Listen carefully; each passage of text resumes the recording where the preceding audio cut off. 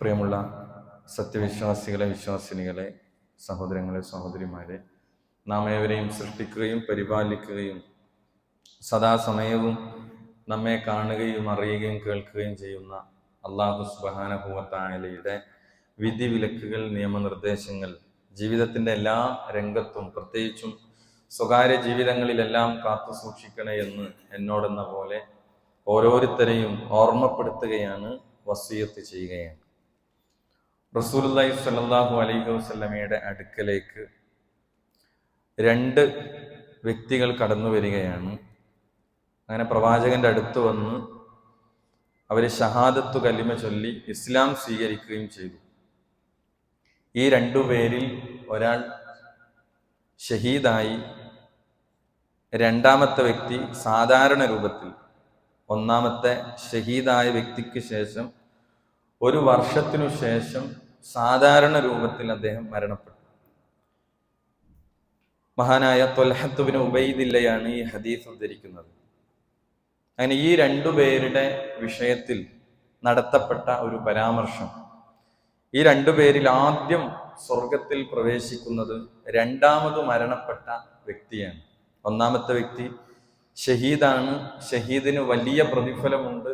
അള്ളാഹുവിന്റെ മാർഗത്തിൽ പോർക്കളത്തിലിറങ്ങി രക്തമുറ്റി വീണ് ഒരാൾ ഷഹീദായാൽ 100 ദറജകൾ സ്വർഗത്തിൽ അയാൾക്ക് അനുഭവിക്കാൻ മാത്രം വലിയ പ്രതിഫലമുള്ളതാണ്. പക്ഷെ രണ്ടാമത് സാധാരണ രൂപത്തിൽ മരിച്ച വ്യക്തിയാണ് സ്വർഗത്തിൽ ആദ്യം മുൻകടന്നത് എന്ന പ്രയോഗം സഹാബികൾ നബി സല്ലല്ലാഹു അലൈഹി വസല്ലമയോട് അതിനെക്കുറിച്ച് ചോദിച്ചു. എന്താണ് അങ്ങനെ? എന്താണ് അതിന്റെ കാരണം? നബി സല്ലല്ലാഹു അലൈഹി വസല്ലമ അവരോട്, സഹാബത്തിനോട് തിരിച്ചു ചോദിക്കുകയാണ്. അലൈസ ഖദ് മക്കസ ഹാദാ ബഅദഹു സന, ആദ്യം ജീവിച്ച വ്യക്തിയെക്കാളും ഇയാൾക്ക് 1 വർഷം അധികം, 1 വർഷം കൂടി ഇയാൾ ജീവിച്ചില്ലേ? അപ്പൊ സഹാബികൾ പറഞ്ഞു, ഖാലു ബല, അല്ലാഹുവിന്റെ റസൂലേ, അതെ. പ്രവാചകൻ വീണ്ടും ചോദിച്ചു, വ അദറക റമദാന ഫസ്വാമഹു, ഒരു റമദാനിനെ ആദ്യത്തെ ഷഹീദായ വ്യക്തിയെക്കാളും 1 റമദാൻ അധികം ജീവിക്കുകയും റമദാൻ അധികം കണ്ടെത്തുകയും ഫസ്വാമഹു, അതിൽ നോമ്പനുഷ്ഠിക്കുകയും ചെയ്തില്ലേ? ഖാലു, സഹാബികൾ പറഞ്ഞു, അതെ. എന്ന് പറഞ്ഞ ഈ ഹദീസിൽ നിന്ന് നമുക്ക് കിട്ടുന്ന ഏറ്റവും പ്രധാനപ്പെട്ട ഒരു ആശയം എന്ന് പറയുന്നത്, നമ്മുടെ ആയുസ്സിൽ ഒരു റമദാനിൽ ജീവിക്കാൻ കഴിയുക എന്നത് വലിയ സൗഭാഗ്യമാണ്, വലിയ അവസരമാണ്. ജീവിക്കൽ മാത്രമല്ല, ആ റമദാനിനെ ഏറ്റവും പ്രൊഡക്റ്റീവായി നന്മകൾ കൊണ്ട് സമ്പന്നമാക്കിയാൽ അതൊരാളുടെ ജീവിതത്തിലെ വലിയ മുതൽക്കൂട്ടാണ് എന്നതാണ്. അപ്പൊ ആരാണ് മനുഷ്യരിലെ ശ്രേഷ്ഠനായ വ്യക്തി എന്ന് സഹാബികൾ നബിയോട് ചോദിക്കുന്നുണ്ട്. ഖൈറായ വ്യക്തി ആരാണ്? മുഅ്മിനീങ്ങളിൽ ഖൈറായ വ്യക്തി ആരാണ്? യാ റസൂലല്ലാഹ്, അല്ലാഹുവിന്റെ റസൂലേ, അയ്യുന്നാസി ഖൈറുൻ, ജനങ്ങളിൽ ഏറ്റവും ഖൈറായ വ്യക്തി ആരാണ്? നല്ല വ്യക്തി ആരാണ്? റസൂലുള്ളാഹി സ്വല്ലല്ലാഹു അലൈഹി വസല്ലം കൊടുത്ത മറുപടി എന്താണ്? മൻ ത്വാല ഉംറുഹു വ ഹസുന അമലുഹു, ഒരാൾക്ക് ആയുസ് നീട്ടിക്കിട്ടുകയും അങ്ങനെ ആ ആയുസ്സിൽ പ്രവർത്തനങ്ങൾ നന്നാക്കുകയും ചെയ്തവനാരാണ്? അവനാണ് ഖൈറായവൻ, ഏറ്റവും നല്ല വ്യക്തി. സഹാബികൾ രണ്ടാമത് ചോദിച്ചു, ഫഅയ്യുന്നാസി ശർറുൻ, ജനങ്ങളിൽ ഏറ്റവും മോശപ്പെട്ട വ്യക്തി ആരാണ് മനുഷ്യരിൽ? ഖാല റസൂലുള്ളാഹി സ്വല്ലല്ലാഹു അലൈഹി വസല്ലം പറഞ്ഞു, മൻ ത്വാല ഉംറുഹു, ഒരാൾക്ക് ആയുസ് നീട്ടിക്കിട്ടുകയും വസാഅ അമലുഹു, എന്നാൽ കിട്ടിയ ആയുസ് മോശമായ പ്രവർത്തനങ്ങൾ ചെയ്തവനാരോ അവനാണ് ജനങ്ങളിൽ ഏറ്റവും മോശപ്പെട്ടവൻ. അപ്പൊ നമുക്ക് ആയുസ് നീട്ടിക്കിട്ടുക എന്നത് മാത്രമല്ല, ആ കിട്ടിയ ആയുസ്സിൽ ധാരാളം നന്മകൾ, ദിക്റുകൾ, ദുആകൾ, ഖുർആൻ പാരായണങ്ങൾ, സദഖകൾ ഇങ്ങനെ സമ്പന്നമാക്കുക എന്നതാണ് ഏറ്റവും പ്രധാനം. അതുകൊണ്ടാണ് പ്രവാചകൻ ചിലർക്ക് മംഗളാശംസകൾ നേർന്നത്. ഇമാം തുർമുദിയുടെ റിപ്പോർട്ടിൽ കാണാം, തൂബാ ലിമൻ ത്വാല ഉംറുഹു വഹസുന അമലുഹു, ആയുസ് നീട്ടിക്കിട്ടിയ ഒരുത്തൻ, അതിൽ നല്ല കർമ്മങ്ങൾ ചെയ്ത വ്യക്തി, അയാൾക്ക് തൂബ, അയാൾക്ക് മംഗളാശംസകൾ നേരുകയാണ്. ഇതിനെ വിശദീകരിച്ച് ചില പണ്ഡിതന്മാർ പറയുന്നത്, അബൂ സഈദ് അൽ ഖുദരി റളിയല്ലാഹു അൻഹുവിന്റെ ഒരു വാക്കെടുത്ത് കൊടുക്കുകയാണ്. എന്താണ് തൂബ? കേവലം മംഗളാശംസകളാണോ? അതിനെപ്പറ്റി പറയുന്നത്, തൂബ ശജറത്തുൻ ഫിൽ ജന്ന, സ്വർഗത്തിലെ പ്രത്യേകമായ ഒരു മരത്തിന്റെ പേരാണ് തൂബ മരം എന്ന് പറയുന്നത്.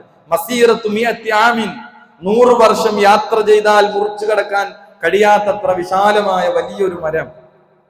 സിയാബു അഹ്ലിൽ ജന്ന, സ്വർഗക്കാരന്റെ വസ്ത്രങ്ങൾ നെയ്തെടുക്കപ്പെടുന്ന തൂബാ മരം ആർക്കാണിത്? ആയുസ് നീട്ടിക്കിട്ടി ആ ആയുസ്സിൽ ഏറ്റവും നല്ല കർമ്മങ്ങൾ ചെയ്ത വ്യക്തിക്ക് അയാൾക്ക് തൂബാ മരമുണ്ട്, അല്ലെങ്കിൽ അയാൾക്ക് മംഗളാശംസകൾ റസൂലുള്ളാഹി സ്വല്ലല്ലാഹി അലൈഹി വസല്ലമ നേരുകയാണ്. ഇവിടെ ആയുസ് നീളുക, അതിൽ സൽപ്രവർത്തനങ്ങൾ വർദ്ധിപ്പിക്കുക എന്നത് ആണ് നമ്മൾ മനസ്സിലാക്കേണ്ടത്. ഇതിവിടെ റമദാൻ എന്ന് പറയുന്നത് നമുക്ക് നമ്മുടെ ലൈഫിൽ, നമ്മുടെ ജീവിതത്തിൽ ഏറ്റവും നിർണായകമായ, ഏറ്റവും അസുലഭമായ ഒരു സമയമാണ്. നമുക്ക് കുറെ ചെയ്യണമെന്നുണ്ടാകും, അതിനെ മാനസികമായി അതിലേക്ക് കടക്കാത്ത ആളുകൾ ഒരുപക്ഷെ എന്റെ ശബ്ദം കേൾക്കുന്നവരുണ്ടാകും. ഇവിടെ അനുഗ്രഹീതമായ ഒരു മാസത്തെ പ്രവാചകൻ അതിന്റെ മുമ്പ് തന്നെ പ്രവാചകൻ സഹാബത്തിന് അതിന്റെ എൻട്രി കൊടുത്തു, അതിന്റെ മാനസികമായ ഒരുക്കങ്ങൾ നടത്തി. അതാക്കും ശഹ്റു റമളാൻ, ഇതാ പരിശുദ്ധ റമളാൻ നിങ്ങളിലേക്ക് വന്നെത്തിയിരിക്കുന്നു. ശഹ്റുൻ മുബാറക്, അനുഗ്രഹീതമായ മാസം എന്നൊക്കെ പറഞ്ഞുകൊണ്ട് റസൂലുള്ളാഹി സ്വല്ലല്ലാഹു അലൈഹി വസല്ലമ അതിനെ സഹാബികൾക്ക് അതിനെ തയ്യാറാക്കിയ ഹദീസുകൾ നമുക്ക് കാണാൻ സാധിക്കും. ഇവിടെ സഹോദരങ്ങളെ, ഈ മാസത്തെ എങ്ങനെയാണ് ഏറ്റവും ഫലപ്രദമായി നമുക്ക് ഉപയോഗപ്പെടുത്താൻ കഴിയുക എന്നുള്ളതാണ്. എല്ലാ നിലക്കും നന്മകൾ ചെയ്യാൻ പറ്റുന്ന രൂപത്തിൽ അള്ളാഹു അതിനെ നമുക്ക് സംവിധാനിച്ചു. നമ്മൾ ധാരാളം തവണ കേട്ട ഹദീസുകളാണ്. ഇദാ ജാഅ റമളാൻ ഫുത്തിഹത്ത് അബ്വാബുൽ ജന്ന, സ്വർഗത്തിന്റെ വാതിലുകൾ തുറക്കപ്പെടുന്നു. വഗുല്ലിഖത്ത് അബ്വാബുൻ നാർ, നരകത്തിന്റെ വാതിലുകൾ അടക്കപ്പെടുന്നു. വസുഫിദത്തി ശയാത്തീൻ, പിശാചുക്കളെ ബന്ധനത്തിലാക്കപ്പെടുന്നു. ഇമാം മുസ്ലിം അദ്ദേഹത്തിന്റെ സ്വഹീഹിൽ ഉദ്ധരിക്കപ്പെട്ട ഹദീസാണ്. അപ്പൊ നരകത്തിന്റെ വാതിലുകൾ അടക്കപ്പെടുന്നു, സ്വർഗവാതിലുകൾ തുറക്കപ്പെടുന്നു, പിശാചുക്കളെ ബന്ധിക്കപ്പെടുകയും ചെയ്യുന്ന ഒരു പ്രത്യേകമായ മാസം. ഈ മാസത്തെ വിശ്വാസികളായ നമ്മൾ എങ്ങനെയാണ് വരവേൽക്കേണ്ടത്? റമളാനിന് മുമ്പ് തന്നെ നമുക്ക് ചെയ്യേണ്ട കാര്യം എന്താണ്? റമളാനിലേക്ക് പ്രവേശിച്ചിട്ടാണോ റമളാനിനെ പറ്റിയും നന്മകളെ പറ്റിയും നമ്മൾ ആലോചിക്കേണ്ടത്? അതിലേറ്റവും പ്രധാനമുള്ളത്, നമുക്ക് റമളാൻ എന്ന് കേൾക്കുമ്പോൾ വെറുപ്പോടെ അതിനെ കാണുന്നവരുണ്ടാകാം, എന്നാൽ കൊതിയോടെ നമ്മൾ കാത്തിരുന്നതിനെ നന്മകൾ ചെയ്യാൻ കാത്തിരിക്കുന്ന ആളുകളുണ്ട്. അവിടെയാണ് ഒന്നാമത്തെ രാവിൽ മലക്കുകൾ വിളിച്ചു പറഞ്ഞത്, യാ ബാഗിയൽ ഖൈർ, നന്മ ആഗ്രഹിക്കുന്നവരെ, നന്മ ചെയ്യുന്നവരെ, അഖ്ബിൽ, ഇതാ നിങ്ങൾ മുന്നോട്ട് വരിക, ഇതാ റമളാൻ ആഗതമായിരിക്കുന്നു. വയാ ബാഗിയ ശർ, തിന്മകളിൽ അഭിരമിക്കുന്നവരെ, അഖ്സിർ, നിങ്ങളുടെ ആ തിന്മയായ പ്രവർത്തനങ്ങൾ, ലഹരിയും അതേപോലെ ഹറാമുകളും ഒക്കെ നിങ്ങൾ മാറ്റി നിർത്തുക, അത് ഒഴിവാക്കുക. കാരണം റമളാൻ മുന്നിൽ വന്നു നിൽക്കുന്നു, റമളാൻ ഇതാ സമാഗതമായിരിക്കുന്നു എന്ന് മലക്കുകൾ പറയാറുണ്ട്. ഇവിടെ ഒന്നാമത് നമ്മൾ ശ്രദ്ധിക്കേണ്ട കാര്യം, റമളാനിന് മുമ്പ് തന്നെ നമ്മൾ ഏറ്റവും പ്രധാനമായി ശ്രദ്ധിക്കേണ്ടത് കലർപ്പില്ലാത്ത ഒരു മനസ്സുമായി നമുക്ക് റമളാനിനെ സ്വീകരിക്കാൻ കഴിയണം എന്നതാണ്. നമ്മൾ ശഅബാനുമായി ബന്ധപ്പെട്ട ചില ഹദീസുകൾ കഴിഞ്ഞ ഖുതുബയിൽ നമ്മൾ സൂചിപ്പിച്ചു. പ്രവാചകൻ ധാരാളം അമലുകൾ ചെയ്തു, സുന്നത്ത് നോമ്പുകൾ വർദ്ധിപ്പിച്ചു. ഞാൻ സ്വായിമായിക്കൊണ്ട് എന്റെ കർമ്മങ്ങൾ ഉയർത്തപ്പെടണമെന്ന് ഞാൻ ആഗ്രഹിക്കുന്നു എന്നൊക്കെ നബി സല്ലല്ലാഹു അലൈഹി വസല്ലം പറഞ്ഞു. ഒന്ന്, മാനസികമായ ഒരു ശുദ്ധി എന്നത് ഏത് പ്രവർത്തനത്തിന്റെയും അടിസ്ഥാനമാണ്. നമ്മൾ റമളാനിലേക്ക് കടക്കുന്നു, അപ്പോഴും നമ്മുടെ മനസ്സിൽ തിന്മകളും അതേപോലെ പാപക്കറകളും ഒക്കെ ഉണ്ടായ ആ ഒരു പശ്ചാത്തലത്തിലല്ല നമ്മൾ റമളാനിലേക്ക് കടക്കേണ്ടത്. മറിച്ച് പാപങ്ങളിൽ നിന്ന് നമ്മൾ മോചനം നേടണം. ആത്മാർത്ഥമായ തൗബയിലൂടെ നമ്മൾ അതിൽ നിന്നൊക്കെ അകന്നു നിൽക്കണം. കാരണം റസൂലുള്ളാഹി പറഞ്ഞു, ഒരാൾ തൗബ ചെയ്താൽ അത്തായിബു മിനദ്ദംബി കമൻ ലാ ദംബ ലഹു, പാപം ചെയ്യാത്തവനെ പോലെയാണ് തെറ്റു ചെയ്ത് തായിബായ തൗബ ചെയ്ത ഒരു വ്യക്തി. തൗബ ചെയ്തവനെ അള്ളാഹു ഇഷ്ടപ്പെടുന്നു. ഖുർആൻ പറഞ്ഞു, ഇന്നല്ലാഹ യുഹിബ്ബു തവ്വാബീന വയുഹിബ്ബുൽ മുതതഹിരീൻ, അള്ളാഹു തൗബ ചെയ്യുന്നവരെ ഇഷ്ടപ്പെടുന്നു. അതുകൊണ്ട് തന്നെ നമുക്ക് ആ നിലക്ക് ഒരു മനസ്സോടുകൂടെ നമുക്ക് റമളാനിലേക്ക് പ്രവേശിക്കാൻ നമുക്ക് സാധിക്കേണ്ടതുണ്ട്. മറ്റൊന്ന്, നമ്മുടെ ബന്ധങ്ങളിലെ വിള്ളലുകളാണ്. ഒരാൾ റമളാനിലേക്ക് കടക്കുന്നു, അയാൾ ഖുർആൻ ഓതുന്നു, സദഖ ചെയ്യുന്നു, റവാത്തിബ് നമസ്കരിക്കുന്നു, ദിക്ർ ചൊല്ലുന്നു, ദുആ ഇറക്കുന്നു, എല്ലാ നന്മകളിലും അയാൾ വ്യാപൃതരാവാൻ ശ്രമിക്കുന്നു. പക്ഷെ അയാളുടെ ബന്ധങ്ങളിലെ വിള്ളലുകൾ റമളാനിൽ പ്രവേശിച്ചിട്ടും അത് അങ്ങനെ തന്നെ അവിടെ നിലനിൽക്കുകയാണ്. ബന്ധങ്ങൾ പലരുമായി തെറ്റിയിട്ടുണ്ട്, പലരുമായി പിണങ്ങിയിട്ടുണ്ട്. അപ്പോ റമളാനിൽ ധാരാളം സൽക്കർമ്മങ്ങൾ ചെയ്തിട്ടും സ്വീകരിക്കപ്പെടാത്തവരായി നാം മാറരുത്. അത് വളരെ ഗൗരവത്തിൽ നമ്മൾ കാണേണ്ടതാണ്. അതുകൊണ്ട് തന്നെ ഒന്ന്, കുടുംബ ബന്ധം മുറിച്ചവൻ അത് നന്നാക്കുക എന്നതാണ്. നമുക്ക് ശഅബാനിന്റെ 10 ഇങ്ങോട്ട് കഴിഞ്ഞു നിൽക്കുന്ന ഒരു 10-20 ദിവസത്തിന്റെ ഉള്ളിൽ മാത്രമാണ് റമളാനിന് നമുക്കുള്ളത്. അപ്പൊ ഇതിന്റെ ഇടയിൽ നമ്മൾ റെഡിയാക്കേണ്ടത് എന്താണ്? ആരുമായെങ്കിലും കുടുംബ ബന്ധങ്ങളിൽ വിള്ളലുകളും ബന്ധവിച്ഛേദനങ്ങളും ഉണ്ടെങ്കിൽ അത് നന്നാക്കണം. കാരണം എന്താ? കുടുംബ ബന്ധത്തെ പറ്റി നമ്മൾ പറഞ്ഞു, ചില ഖുതുബകളിൽ നമ്മൾ പറഞ്ഞു, മൻ വസലക്കി വസൽതുഹു, നീയുമായി ആര് ബന്ധം ചേർക്കുന്നു അവനോട് ഞാനും ബന്ധം ചേർത്തും. വമൻ ഖത്അക്കി, നീയുമായി ആരാണ് ബന്ധം മുറിച്ച, കുടുംബ ബന്ധം മുറിച്ചവൻ ആരാണ്, ഖത്അതുഹു, അവനുമായി ഞാൻ ബന്ധം മുറിച്ചു. ആരാ പറഞ്ഞത്? അള്ളാഹു ആണ് പറഞ്ഞത്. അപ്പൊ ഇവിടെ നമ്മൾ ആലോചിക്കേണ്ടത്, അള്ളാഹുവുമായി ബന്ധം മുറിഞ്ഞവനായി ഒരാൾ നോമ്പ് നോട്ടിട്ട് എന്താണ് കാര്യം? അള്ളാഹുവുമായി ബന്ധം മുറിഞ്ഞവനായി ഒരാൾ രാത്രി ദീർഘമായി നിസ്കരിക്കുന്നു. അള്ളാഹുവുമായി ബന്ധം മുറിഞ്ഞവനായി ഒരാൾ എന്ത് ചെയ്യുന്നു? പകൽ നോമ്പെടുക്കുന്നു, ഖുർആൻ ഓതുന്നു, മറ്റു നന്മകളൊക്കെ ചെയ്യുന്നു. ഇതുകൊണ്ട് എന്താണ് കാര്യം? അതുകൊണ്ട് തന്നെ സ്വർഗപ്രവേശനത്തിന് പോലും കുടുംബ ബന്ധം അനിവാര്യമാണ് എന്ന് നമ്മൾ മനസ്സിലാക്കി. അപ്പൊ എന്തു ചെയ്യും? പോയി കാണേണ്ടവരെ നമ്മൾ കണ്ട് ആ ബന്ധങ്ങൾ വിളക്കി ചേർക്കുക എന്നതാണ്. നേരിട്ട് പോവുക, സലാം ചൊല്ലുക, പ്രശ്നങ്ങൾ തീർപ്പാക്കി തിരിച്ചു പോരുക റമദാനിന് മുമ്പ് നമ്മൾ ചെയ്യേണ്ട കാര്യമാണ്. അങ്ങനെ ഓരോ ബന്ധങ്ങളിലും, മാതാപിതാക്കളുമായുള്ള ബന്ധം, അതിൽ അസ്വാരസ്യങ്ങളും അതേപോലെ തന്നെ അത്തരം മാനസിക അകൽച്ചകളും ഒക്കെ ഉണ്ടോ എങ്കിൽ അത് പരിഹരിക്കണം. കാരണം അള്ളാഹു സുബ്ഹാനഹു വ തആല പറഞ്ഞു, അള്ളാഹു തൃപ്തിപ്പെടുന്നത് മാതാപിതാക്കളുടെ തൃപ്തിയുമായി ബന്ധപ്പെട്ട് നിൽക്കുന്നു. മാതാപിതാക്കൾ മക്കളെ പറ്റി ദേഷ്യപ്പെട്ടിരിക്കുകയാണ്, അള്ളാഹു അവനോട് ദേഷ്യപ്പെട്ടിരിക്കുകയാണ്. അപ്പൊ ഉമ്മാനോട് അല്ലെങ്കിൽ ഉപ്പാനോട് ഒരാൾ ആ നിലക്കുള്ള ബന്ധങ്ങളിൽ പ്രശ്നം ഉണ്ടെങ്കിലോ, അള്ളാഹുവിന്റെ കോപത്തിന് കാരണമാകുന്ന ഒരാൾ നന്മ ചെയ്തിട്ട് എന്താണ് കാര്യം? അതുകൊണ്ട് തന്നെ റമദാനിന് മുമ്പ് നമുക്ക് ചെയ്യാനുള്ള ചില കാര്യങ്ങളാണ്. ആർക്കെങ്കിലും അങ്ങനെ ഉണ്ടെങ്കിൽ, ഇനി ആർക്കെങ്കിലും ജീവിതത്തിൽ അങ്ങനെയൊക്കെ ഉണ്ട് എന്ന് നമുക്കറിയാം. അങ്ങനെയാണെങ്കിൽ അത് ആളുകൾക്കിടയിൽ രമ്യതയുണ്ടാക്കുക, മസ്ലഹത്തുണ്ടാക്കുക എന്നത് വലിയ നന്മയുള്ള കാര്യമാണ്. അവർക്കിടയിൽ രഞ്ജിപ്പുണ്ടാക്കുക എന്ന കാര്യം. അതുകൊണ്ട് തന്നെ പിണക്കങ്ങൾ അവസാനിപ്പിക്കുക എന്നുള്ളതാണ്. റമദാന് മുമ്പ് ആ പിണക്കങ്ങൾ വെച്ചിരിക്കരുത് നമ്മൾ. റമദാനിന് മുമ്പ് അത് കൂട്ടുകാർക്കിടയിൽ, നമ്മുടെ അയൽവാസികൾക്കിടയിൽ, നമ്മുടെ ജോലി ചെയ്യുന്ന സ്ഥാപനത്തിലെ സഹപ്രവർത്തകർക്കിടയിൽ, നമ്മൾ ജീവിക്കുന്ന നാട്ടിലെ ആളുകളുമായി എന്തെങ്കിലും തരത്തിൽ അങ്ങനെ മാനസികമായ പിണക്കങ്ങൾ ഉണ്ടെങ്കിൽ അത് അവസാനിപ്പിക്കാൻ നമ്മൾ മുൻകൈ എടുക്കണം. ഇതൊക്കെ നേരത്തെ ചെയ്യാൻ പറ്റുന്നതാണ്, റമദാനിൽ പ്രവേശിച്ചിട്ടല്ല. അതുകൊണ്ട് തന്നെ ഒരു മുസ്ലിം തന്റെ സഹോദരനുമായി 3 ദിവസത്തിലധികം പിണങ്ങാൻ അനുവാദമില്ല. ഇമാം ബുഖാരി സഹീഹ് ബുഖാരിയിലെ ഹദീസാണ്, ലാ യഹില്ലു ലിറജുലിൻ അൻ യഹ്ജുറ അഖാഹു ഫൗക 3 ലയാൽ. തന്റെ സഹോദരനുമായി 3 ദിവസത്തിൽ കൂടുതൽ പിണങ്ങി നിൽക്കൽ ഒരാൾക്ക് അനുവദനീയമല്ല.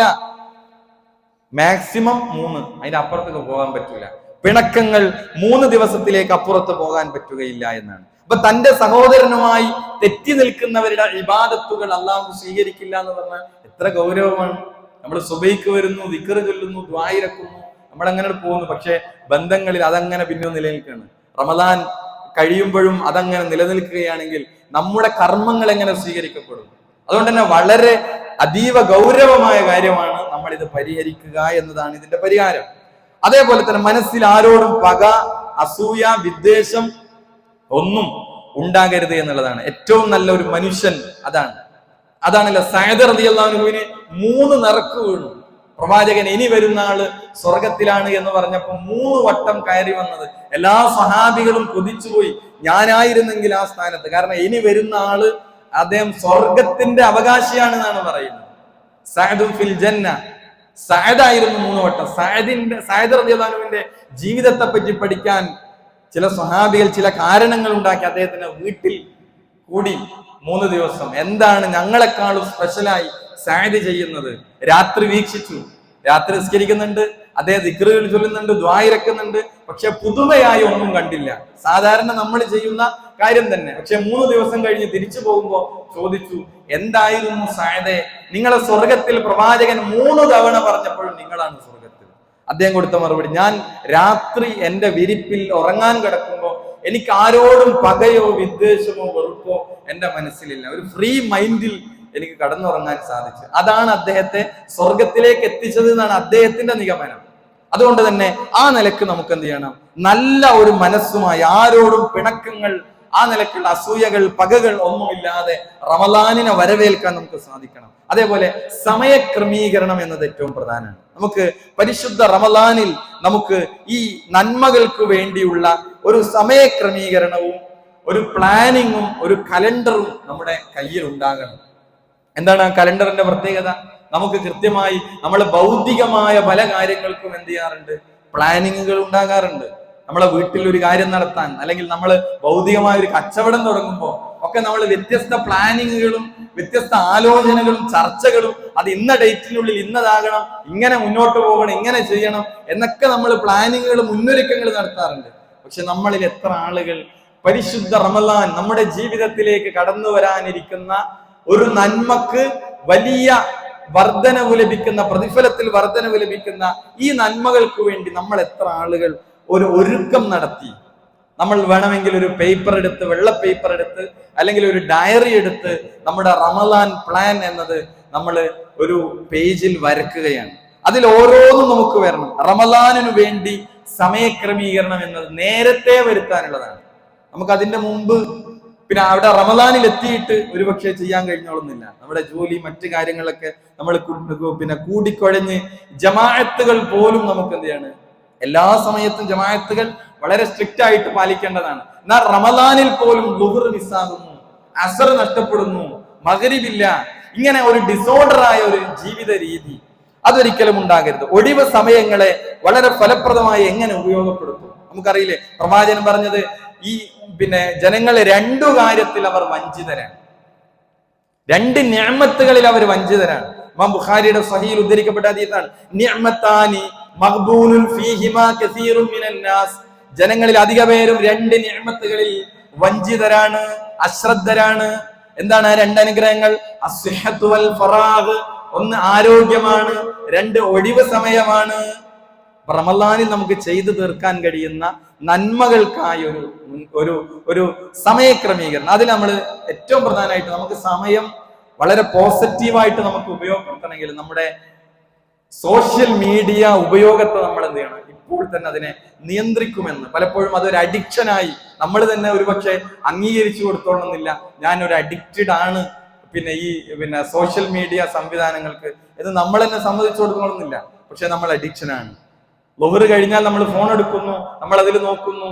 നമ്മുടെ റവാത്തിബുകളില്ല, ദിക്റുകളില്ല, ദുആകളില്ല. അപ്പോ നമ്മുടെ ഇബാദത്തുകളെ പോലും നഷ്ടപ്പെടുത്തി കളയുന്ന ഇത്തരം സോഷ്യൽ മീഡിയ ഉപയോഗം അനുവദനീയമാണ്. പക്ഷേ അവിടെ അത്യാവശ്യ കാര്യങ്ങളിൽ ഒതുക്കുക. ഇസ്ലാമിക സൈറ്റുകൾ, അത്തരം ദർസുകൾ, ക്ലാസുകൾ, ലേഖനങ്ങൾ വായിക്കാൻ കണ്ടെത്തുക. അല്ലാത്ത അനാവശ്യമായ അത്തരം ഗെയിമുകൾ കളിച്ച് അനാവശ്യമായി സമയം കളയുക. അപ്പൊ ഈ സമയത്തെ ഇത്തരം അനാവശ്യമായ കാര്യങ്ങൾ, സമയം കൊല്ലികളെ നമ്മൾ നിയന്ത്രിക്കാൻ പഠിക്കുക. നമ്മുടെ കീഴിലാണ് ഫോൺ വേണ്ടത്. നമ്മൾ ഫോണിന് അഡിക്റ്റായി അടിമപ്പെടുകയല്ല ചെയ്യേണ്ടത്. നമ്മൾ പറയുന്നിടത്ത് നമ്മുടെ ഫോൺ നിൽക്കണം. ആ നിലക്ക് സമയ വിനിയോഗത്തിന് നമ്മൾ ഇത്തരം സംവിധാനങ്ങളെ നിയന്ത്രിച്ചാൽ മാത്രമേ നമുക്ക് എന്ത് ചെയ്യാൻ പറ്റുള്ളൂ, ഇബാദത്തുകൾക്ക് ഷെഡ്യൂൾ ചെയ്യാൻ പറ്റുള്ളൂ. അതുകൊണ്ട് തന്നെ അതില് ഒന്നാമത്തെ നമുക്ക് പ്ലാനിങ് ഉണ്ടാകേണ്ടത് ഖുർആനിന്റെ കാര്യത്തിലാണ്. കാരണം നമുക്കറിയാം ഖുർആൻ ഇറങ്ങിയ മാസമാണ് റമളാൻ. ഷഹ്റു റമളാൻ അല്ലദീ ഉൻസില ഫീഹിൽ ഖുർആൻ. ഖുർആനിന്റെ ഷഹ്റുൽ ഖുർആൻ എന്നാണ് പറഞ്ഞിരിക്കുന്നത്. ഖുർആനിന്റെ മാസം എന്ന് പറഞ്ഞ ഈ മാസം. അതുകൊണ്ട് തന്നെ ഖുർആനിന്റെ പ്ലാനാണ് നമുക്ക് ഒന്നാമതായിട്ട് വരുന്നത്. ഖുർആൻ നാളെ ശുപാർശകനായി വരും. അപ്പൊ ഖുർആന്റെ കാര്യത്തിലെ പ്ലാൻ എന്താണ്?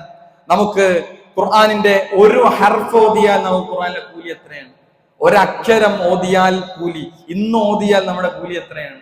അലിഫ് ലാം മീം ഒരു അക്ഷരമാണെന്ന് ഞാൻ പറയുന്നില്ല. അലിഫുൻ ഹർഫുൻ വലാമുൻ ഹർഫുൻ വമീമുൻ ഹർഫുൻ, ഓരോ അക്ഷരങ്ങളാണ്. അപ്പൊ ഇന്ന് ഓതിയാൽ നമുക്ക് 10, അങ്ങനെ 30 കൂലിയാണ് അലിഫ് ലാം മീം ഒന്ന് ഓതിയാൽ. എന്നാൽ റമളാനിന്റെ 1 മുതൽ നമുക്ക് എന്ത് ചെയ്യാണ്? ആ പ്രതിഫലത്തിൽ വർധനവ് ലഭിക്കുകയാണ്. 10 മുതൽ 700 ഇരട്ടി വരെ അള്ളാഹു അതിനെ വർദ്ധിപ്പിച്ചുകൊണ്ടേയിരിക്കുകയാണ്. അപ്പൊ ആ റമളാനിൽ ഖുർആന്റെ കാര്യത്തിൽ ഒരു പ്ലാനിങ് വേണം. കേവല പാരായണത്തിന് കൂലി എത്രയാണ് നമുക്ക് പ്രതിഫലങ്ങൾ നേടിയെടുക്കാൻ കഴിയുക? അതുകൊണ്ട് തന്നെ നമ്മൾ ആദ്യം പ്ലാൻ ചെയ്യുന്നത് എന്താണ്? നമ്മൾ എത്ര തവണ ഖുർആൻ നമുക്ക് ഖത്തം തീർക്കാൻ കഴിയും? നമ്മൾ അത് പ്ലാനിങ് ചെയ്താലാണ്, ടാർജറ്റ് വെച്ചാലാണ് നമ്മൾ ടാർജറ്റിലേക്ക് എത്തുക. ഒരാൾക്ക് ടാർജറ്റും ഇല്ല, പ്ലാനിങ്ങും ഇല്ല, ഒന്നുമില്ല. ഖുർആൻ ഒന്നാമത്തത് നോമ്പ് മുതൽ ആ ഫാത്തിഹ മുതലാണ് ഓതി തുടങ്ങി, പക്ഷെ എവിടെയും എത്തിയില്ല. ഒരു ഖത്തം പോലും റമളാൻ കഴിയുമ്പോൾ പൂർത്തിയായില്ല. എന്തുകൊണ്ടാണ്? കൃത്യമായ മുന്നൊരുക്കങ്ങളോ പ്ലാനിങ്ങുകളോ ഇല്ല. യാന്ത്രികമായി റമളാനിൽ കടന്നു, എപ്പോഴെങ്കിലൊക്കെ സമയം കിട്ടുമ്പോൾ ഓതും. പക്ഷെ നമ്മളൊരു പ്ലാനിങ് ഉണ്ടാക്കി നോക്കിയാൽ എത്ര വട്ടം ഓതും? ഉദാഹരണത്തിന് ഒരു 3 വട്ടമാണ് നമ്മൾ ഓതുക എന്നാണ് തീരുമാനിക്കുന്നതെങ്കിൽ നമുക്ക് ഒന്നാമത്തെ നോമ്പ് തുറക്കുമ്പോൾ ഒരു ജുസ് എന്ന് പറയുന്നത് 20 പേജുകളാണ്. 20 പേജുകൾ. ഖുർആനിൽ 604 സാധാരണ ഖുർആനിൽ ഉണ്ടാകുക. അപ്പൊ ഒരു 20 പേജ് ഒരു ജുസ് ആണ്. അപ്പൊ ഒന്നാമത്തെ നോമ്പ് പൂർത്തിയാക്കുമ്പോൾ നമ്മൾ വെച്ച പ്ലാനിങ് 3 ഖത്തമാണെങ്കിൽ ഒന്നാം നോമ്പ് തുറക്കുമ്പോൾ 60 പേജ് ഓതി എന്നത് നമുക്ക് ഉറപ്പുവരുത്തണം. 60 എത്തി എന്നുള്ളത് ഉറപ്പുവരുത്തണം. രണ്ടാം ദിനം പൂർത്തിയാകുമ്പോൾ റമദാൻ 2-ന് നോമ്പ് തുറക്കുമ്പോൾ 120 പേജുകൾ 6 ജുസുകൾ പൂർത്തിയായി എന്ന് നമ്മൾ ഉറപ്പുവരുത്തണം. ഇങ്ങനെ ഓരോ നോമ്പുകൾ കഴിയുമ്പോഴും ഓഡിറ്റ് ചെയ്ത് പരിശോധിച്ച് നമുക്ക് 30 ആകുമ്പോൾ നമ്മൾ പറഞ്ഞ ലക്ഷ്യത്തിലേക്ക് നമുക്ക് എത്താം. അപ്പൊ 3 എന്നത് ചെറിയ എണ്ണമാണ്. ഇമാം ഷാഫിഈ റഹിമഹുല്ല 60 തവണ ഖുർആൻ ഓതി എന്ന ഏറ്റവും ശരിയായ റിപ്പോർട്ടുകൾ നമുക്ക് കാണാം. അവരുടെ സമയത്തിൽ കിട്ടിയ ബറക്കത്തായിരുന്നു. മാത്രമല്ല ഖുർആൻ ചെറുപ്പത്തിലേ കാണാതെ പഠിച്ചതാണ്. പള്ളിയിലേക്ക് പോകുമ്പോൾ, പള്ളിയിൽ നിന്ന് വരുമ്പോൾ നടത്തത്തിലും ഇരുത്തത്തിലും ഒക്കെ ഖുർആൻ ഓതാൻ കഴിയുമായിരുന്നു. അതുകൊണ്ട് തന്നെ നമുക്ക് ആ നിലക്ക് ഇനി 5 വഖത്തുകൾക്ക് ഡിവൈഡ് ചെയ്താൽ ഇതിലും ചെറിയ രൂപമായി മാറി. അതിന് 5 വഖത്തുകളിലേക്ക് നമുക്ക് ഡിവൈഡ് ചെയ്യാം. ഓരോ വഖത്തിനും ഒരാൾ ഒരു ജുസ് പൂർത്തിയാക്കുകയാണെങ്കിൽ അയാൾക്ക് 5 ഖത്തം എന്ത് ചെയ്യാം, അയാൾക്ക് റമദാൻ കഴിയുമ്പോൾ പൂർത്തിയാക്കാം. ഇതാണ് ഒന്നാമത്തത്. ഒരു പേജ് ഓതാൻ നമുക്ക് 2.5-3 മിനിറ്റ് സമയം മാത്രമാണ് വേണ്ടത്. 20 പേജ് ഓതാൻ ആ നിലക്ക് 40-50 മിനിറ്റ് ഉണ്ടെങ്കിൽ നമുക്ക് എന്ത് ചെയ്യാം, ഒരു ജുസ് ഓതി തീർക്കാം. ഒന്ന് ഖത്തം തീർക്കുന്ന ഒരു പ്ലാനാണ്. രണ്ടാമത്തത് ഹിഫ്ളാണ്. നമുക്ക് മനപ്പാടമുള്ള ഖുർആനിലെ പഠിച്ചു മറന്ന സൂറത്തുകളെ നമ്മൾ എന്ത് ചെയ്യാണ്, അതിനെ പൊടി തട്ടിയെടുക്കുകയാണ്. കുറെ മദ്രസയിൽ നിന്ന് പഠിച്ചതാണ്. ആ സൂറത്തുകൾ നമ്മൾ മുമ്പ് പഠിച്ച ഹിഫ്ള് പുതുക്കുകയാണ്. 2 പുതിയ ചില സൂറത്തുകൾ ഹിഫ്ളാക്കാൻ, ഹിഫ്ളിനൊരു സ്പെഷ്യൽ ടൈം നമ്മളെ സമയക്രമീകരണ ടൈം ടേബിളിൽ നമ്മളൊരു സമയം, അത് വേണമെങ്കിൽ അത്താഴത്തിന്റെ നല്ല ശാന്തമായ സമയങ്ങൾ ഹിഫ്ളാകുന്ന ടൈമുകൾ നമുക്ക് സെലക്ട് ചെയ്യാം. പുതിയ സൂറത്തുകൾ പഠിക്കാൻ. മൂന്നാമത്തെ ഒരു ബാധ്യത ആശയ പഠനമാണ്. പണ്ഡിതന്മാർക്ക് 2 തരം ഖിറാഅത്ത് ഉണ്ടായിരുന്നു. ഒന്ന് ഖത്തം തീർക്കുന്ന വേഗതയിലെ ഒരു പാരായണം. 2 ആയത്തുകളെ അർത്ഥങ്ങളെ ആലോചിച്ച് ഉറ്റാലോചിച്ചുകൊണ്ടുള്ള ഒരു പാരായണ രീതിയാണ്. 3 കാര്യമാണ് പറഞ്ഞത് ഖുർആന്റെ കാര്യത്തിൽ. 1 പാരായണമാണ്, 2 മനപ്പാടമാണ്, 3 ആശയ പഠനമാണ്, തഫ്സീർ വായനയാണ്. അമാനി മൗലവിയുടെ മലയാളത്തിൽ എഴുതപ്പെട്ട തഫ്സീർ ഇവിടെ ഉണ്ട്. പള്ളിയിൽ വന്നാൽ നമുക്ക് എന്ത് ചെയ്യാം, വായിക്കാം. അത് നിശ്ചിത സൂറത്തുകൾ നമ്മൾ ടാർഗറ്റ് ചെയ്യുക. ഇന്ന സൂറത്തുകൾ, അതിന്റെ പരിഭാഷകൾ വായിക്കും. അതിനൊരു ടൈം കാണാം. ളുഹറിന് ശേഷം ഇത്ര ടൈം നമ്മൾ ഖുർആൻ ആശയ പഠനത്തിന് മാറ്റി വെക്കുന്നു. ഇങ്ങനെ എത്ര പ്ലാനിങ്ങുകൾ നമുക്ക് ചെയ്യാൻ പറ്റും. ഇത് ഖുർആന്റെ കാര്യത്തിലെ പ്ലാനിങ് മാത്രമാണ് ഞാൻ പറഞ്ഞത്. ഈ നിലക്ക് പരിശുദ്ധ റമദാനിനു വേണ്ടി ഓരോ നന്മകൾക്ക് വേണ്ടി ആ നന്മകളിലെ ഒരു ടൈറ്റിൽ മാത്രമാണ് ഞാൻ പറഞ്ഞത്. ഇങ്ങനെ അനവധി കാര്യങ്ങളുണ്ട്. ഇതിലൊക്കെ നമുക്ക് പ്ലാനിങ് രൂപപ്പെട്ടു വരണം. അള്ളാഹു നമുക്ക് തൗഫീഖ് നൽകി അനുഗ്രഹിക്കുമാറാകട്ടെ. അൽഹംദുലില്ലാഹ് വസ്സലാത്തു വസ്സലാമു അലാ റസൂലില്ലാഹ് വഅലാ ആലിഹി വസഹ്ബിഹി അജ്മഈൻ. അമ്മാ ബഅദ്. അല്ലാഹു സുബ്ഹാനഹു വ തആലയുടെ വിധിവിലക്കുകൾ, നിയമനിർദ്ദേശങ്ങൾ ജീവിതത്തിന്റെ എല്ലാ രംഗത്തും പാലിച്ച് പകർത്തിക്കൊണ്ട് ജീവിക്കണമെന്ന് ഒരിക്കൽ കൂടി ഓർമ്മപ്പെടുത്തുകയാണ്. നമുക്കറിയാം, ലോകാവസാനം വരെയുള്ള ജനങ്ങൾക്ക് സന്മാർഗ ദർശനമായി റഹ്മാനായ റബ്ബ് അവതരിപ്പിച്ച വിശുദ്ധ ഗ്രന്ഥമാണ് ഖുർആൻ. എന്നാൽ ഖുർആൻ അവതരണം എപ്പോഴാണ് എന്ന് ചോദിച്ചാൽ ചെറിയ കുട്ടികൾ വരെ പറയും ഇത് റമദാനിലാണ്. കാരണം ഖുർആനിന്റെ നസ്സാണ്, ഖുർആനിന്റെ അവതീർണത നടന്നത് റമദാനിലാണ് എന്നത്. ശഹ്റു റമദാൻ അല്ലദീ ഉൻസില ഫീഹിൽ ഖുർആൻ, സൂറത്തുൽ ബഖറ. അതേപോലെ ആ രാവിനെ പറ്റി പറയാൻ ഒരു സൂറത്ത് തന്നെ വിശുദ്ധ ഖുർആൻ ഇറക്കി, സൂറത്തുൽ ഖദർ, ഇന്നാ അൻസൽനാഹു ഫീ ലൈലത്തുൽ ഖദർ. അതേപോലെ സൂറത്തുൽ ദുഖാനിൽ 3-ാമത്തെ ആയത്തിൽ പറഞ്ഞു വൽ കിതാബിൽ മുബീൻ ഇന്നാ അൻസൽനാഹു ഫീ ലൈലത്തിൻ മുബാറക, അനുഗ്രഹീതമായ രാവ്, നിർണയത്തിന്റെ രാവ് എന്നൊക്കെ ഖുർആൻ പറഞ്ഞത്. ഈ ആയത്തുകളുടെയൊക്കെ വിശദീകരണത്തിൽ ഇബ്നു കസീർ റഹിമഹുല്ല അദ്ദേഹത്തിന്റെ തഫ്സീറിൽ കൊടുത്ത ഇന്നഹു അൻസലഹു ഫീ ലൈലത്തിൻ മുബാറക വഹിയ ലൈലത്തുൽ ഖദർ വകാന ദാലിക ഫീ ശഹ്രി റമദാൻ. ഈ ഖുർആൻ അവതരിച്ച അനുഗ്രഹീതമായ രാവിലാണ്, അത് നിർണയത്തിന്റെ രാവാണ്, അത് റമദാൻ മാസത്തിലാണ്. പക്ഷേ ഇത്ര വ്യക്തമായി പറഞ്ഞൊരു കാര്യം നമ്മുടെ സമൂഹത്തിൽ പലരും തെറ്റായി പറയുന്നത് ഖുർആൻ ഇറങ്ങിയത് ശഅബാൻ 15-നാണ് എന്ന് പറയുന്നത് തീർത്തും ബാത്തിലായ നിരർത്ഥകമായ കാര്യമാണ്, ഖുർആനിന് വിരുദ്ധമായ കാര്യമാണ്. ഒരിക്കലും അത്തരം വിശ്വാസങ്ങൾ വളരെ തെറ്റായ വിശ്വാസമാണ്. ഖുർആൻ 3 സ്ഥലത്ത് വളരെ ഖണ്ഡിതമായി പറഞ്ഞു ഖുർആൻ ഇറങ്ങിയത് റമദാനിലാണ്, അതിന്റെ നിർണയത്തിന്റെ രാവിലാണ്, എന്നാൽ ശഅബാൻ 15 അതിനെ ബറാഅത്ത് രാവ് എന്ന പ്രത്യേക പേരുകൾ ഇട്ടുകൊണ്ട് അതുമായി ബന്ധപ്പെട്ട് നമ്മുടെ നാട്ടിൽ ഒരുപാട് അനാചാരങ്ങൾ നടക്കുന്നു എന്നുള്ളതാണ്. ഇവിടെ റമദാൻ ശഅബാൻ 15 എന്ന് പറയുന്നത് ഖുർആനിനെ കളവാക്കുന്നതിന് തുല്യമാണ്. കാരണം ഖുർആൻ നസ്സായി പറഞ്ഞ ഒരു കാര്യത്തിന് എങ്ങനെയാണ് വിരുദ്ധമായി പറയുക? അതേപോലെ തന്നെ പിന്നെ ഇബ്നു കസീർ റഹിമഹുല്ലാ പറയുന്നു, ഇവിടെ ഖുർആൻ അവതരണം ശഅബാൻ പകുതിയിലെ രാവിലാണെന്ന് പറയുന്നവർ യാഥാർത്ഥ്യത്തിൽ നിന്ന് ഫഖദ് അബ്അദ നജഅത ഫഇന്ന നസ്സൽ ഖുർആനി അന്നാ ഫി റമദാൻ, യാഥാർത്ഥ്യത്തിൽ നിന്ന് വളരെ വിദൂരത്തായിരിക്കുന്നു. കാരണം ഖുർആനിന്റെ നസ്സ് അനുസരിച്ച് അത് റമദാനിലാണ്, വളരെ വ്യക്തമാണ്. ഇവിടെ പിന്നെ മറ്റൊന്ന്, ഈ ശഅബാൻ 15 ബന്ധപ്പെട്ട് അവിടെ പിന്നെ ഖുർആൻ അവതരണം ഉണ്ടായത് എന്ന പിന്നെ തെറ്റായ വ്യാഖ്യാനം കൊടുത്തുകൊണ്ട് അതേപോലെ തന്നെ അവിടെ ധാരാളം അനാചാരങ്ങൾ കടന്നു വരുന്നു എന്നുള്ളതാണ്. ഇവിടെ ഒരു മുസ്ലിമായ വിശ്വാസികളുടെ സമീപനം എന്താണ്? ബറാഅത്ത് രാവ്, ബറാഅത്ത് നോമ്പ്, അതിൽ ഒരു പ്രത്യേകമായ ചില നമസ്കാരങ്ങൾ, നമുക്ക് ഏതൊരു ആരാധനയും നമുക്ക് ഇസ്ലാമിൽ സ്ഥിരപ്പെടണമെങ്കിൽ പ്രമാണങ്ങളിൽ അത് സ്വഹീഹായി ഹദീസുകളിൽ വരണം, അല്ലെങ്കിൽ ഖുർആനിൽ ഉണ്ടാകണം. ഇതുമായി ബന്ധപ്പെട്ട് ഒരു സ്വഹീഹായ ഹദീസുകളും സ്ഥിരപ്പെട്ടു വന്നിട്ടില്ല. എന്നാൽ ഉദ്ധരിക്കപ്പെടുന്ന ഹദീസുകളെല്ലാം ഒന്നുകിൽ ദുർബലമാണ്, അല്ലെങ്കിൽ ചമക്കപ്പെട്ട മൗദൂആയ ഹദീസുകളാണ്. അതുകൊണ്ട് തന്നെ ഇവിടെ നമ്മൾ മനസ്സിലാക്കേണ്ടത്, പ്രവാചകന്റെ പേരിൽ നമ്മളൊക്കെ വാട്സപ്പിൽ ഒരു സംഗതി ഷെയർ ചെയ്യുമ്പോൾ ഹദീസ് കാണാൻ നല്ല രസം ഉണ്ടാകും, നല്ല മൊഞ്ചുണ്ടാകും, പക്ഷെ നമ്മളതൊന്ന് ഫോർവേഡ് ചെയ്യുന്നു. മൻ കദബ അലയ്യ മുതഅമ്മിദൻ ഫൽയതബബ്ബ മഖഅദഹു മിനന്നാർ, എന്റെ പേരിൽ മനഃപൂർവ്വം ആരെങ്കിലും ഒരു കളവ് പറഞ്ഞാൽ അവൻ നരകത്തിൽ ഒരു സീറ്റ് ഉറപ്പിച്ചു കൊള്ളട്ടെ എന്നാണ്. അതുകൊണ്ട് തന്നെ നമ്മൾ ഏതു കാര്യം കിട്ടിയാലും അത് സിഹത്തുള്ളതാണോ, അതിനെ ഇസ്ലാമിക പണ്ഡിതന്മാർ, അഹ്ലുസുന്നയുടെ പണ്ഡിതന്മാർ, മുഹദ്ദിസുകൾ അത് സഹീഹാണെന്ന് പറഞ്ഞിട്ടുണ്ടോ എന്ന പരിശോധനയിലൂടെയാണ് നമ്മൾ എന്ത് ചെയ്യേണ്ടത്, അത്തരം കാര്യങ്ങൾ ഫോർവേഡ് ചെയ്യേണ്ടത്.